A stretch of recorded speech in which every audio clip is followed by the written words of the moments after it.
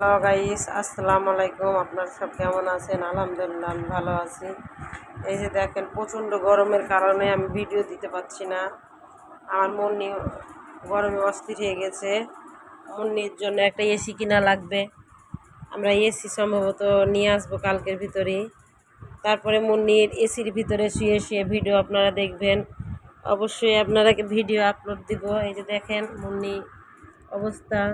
এই যে বিড়ালে খামচি দিছে তো অন্য একটা বিড়ালে। এই যে প্রচণ্ড গরম, গরমের ভিতরে মুন্নি শুয়ে আছে, অজ্ঞানের মতন হয়ে গেছে আমার মুন্নি সোনাটা। মুন্নির লেগে দোয়া করবেন। মুন্নিকে বরফ থেরাপিকে গোসল করাতে হবে। আপনারা কে কে বুঝেন যে বরফ থেরাপি কেমনে করে অবশ্যই আমাকে কমেন্ট করে জানাবেন। আপনারা কে কে বিড়াল পছন্দ করে এটাও জানাবেন।